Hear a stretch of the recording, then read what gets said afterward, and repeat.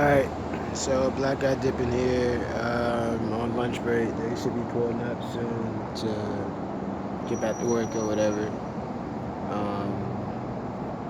I have dip in my mouth right here. I had it in for almost the whole lunch break or something since I've been outside or whatever. I've been working, so I've been able to check the charts a few times. Go to the bathroom, grab my phone, check the charts real quick, take pictures, and then okay, so I had demo trades in for silver, right? Silver, mainly silver. Then I just put some in for WTI crude oil, which is an energy. It's energy. And I put in some buys for WT crude oil, and I put in some sells for Great British Pound versus US dollar.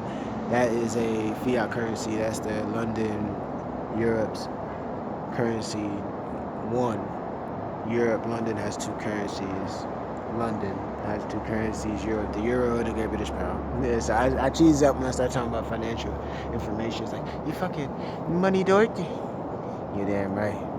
So, the RSI challenge is working out, bro. Somebody's calling me. Boom, scam likely. Alright, so the RSI challenge is working out. It's the 1 minute RSI 14 versus the hourly RSI 14 technical analysis found on MetaTrader or investing.com. So MetaTrader app, MetaTrader 4 or 5, and the investing.com technical analysis tab, 1 hour tab, 1 minute tab, RSI 14 versus the MACD. The hourly MACD is green, then that means that the hourly MACD green is going to push up the RSI 14 hourly until over 70. Once that's over 70, it is going to go into a long trend down sell, like a sell for the whole week. That's a week basically. And then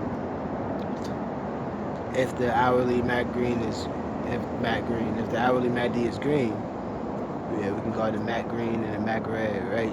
So if you got an hourly MAC green, basically, right, the MAC green. If you have an hourly MAC green, that's pushing up your hourly RSI to over 70. Then on your 1 minute chart, what that means is that the hourly MAC green is going to push up your hourly RSI to over 70. So that means that the hourly MAC green is going to be pushing up your 1 minute RSI 14 until over 70. But once the 1 minute hits over 70, you sell it, but you're only going to sell it down to neutral. You know what I'm saying? Because they're only going to be hitting under 30 when the MAC D is a MAC red. You know, when your MAC green is actually a MAC red and you didn't know, kind of mean. You know, so that's how we're going to do that. 1 minute RSI 14 versus your hourly RSI 14. Your hourly MAC D, whether red or green, whether it's a MAC green or a MAC red, that's going to push up your hourly RSI 14 to 70. Overbought if it's a MAC green. A MAC red will pull down your RSI 14 hourly until under 30. Now, in a MAC red situation hourly, what that means is that when you see the hourly and the 1 minute RSI 14 hit neutral, that means that that's as high as it's going to go. So neutral, a neutral RSI 14 on the hourly when the MAC D is a MAC red, neutral is as high as it's going to go. So in the hourly MAC red, it's going to be bouncing back and forth between under 30 oversold all the way to neutral. Then from neutral back down to under 30 oversold on the hourly and the 1 minute as well. So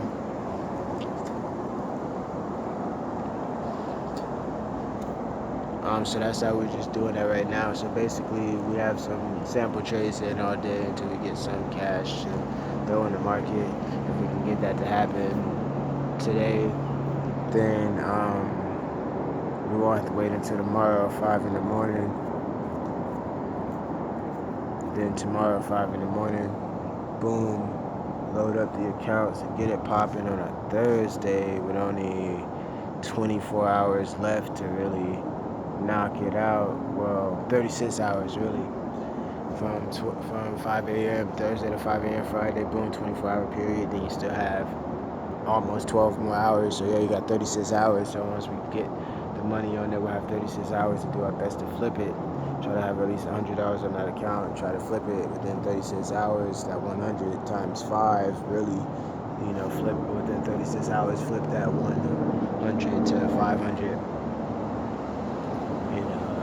Within 24 hours, we can really flip that 100 by 1,000% within 24 hours because we can do 1,000% in 12 hours. So if we try for 2,000% in 24 hours, $100, 2,000%. What is that? 2,000% times 10. That's times 20. So $100 times 10. That's 1,000. So that's 2,000. If we can flip the $100 into 2,000 in 24 hours, that's 1,000%. Then if we could do that again with the $2,000, flip that by 2,000%, 2,000 times 20, 2,000 times 10, that's 20,000 times 2, that's 40,000. Boom, now we're sitting on $40,000. Cut that in half, really just leave 10. If we come out with 40,000, just leave 10,000 on the line, and then split up the 10 into like $1,000 in 15 different accounts, 10 different accounts. Then we do it like that, and just have $1,000 accounts every day. Bring it in times 20. Chilling, sir.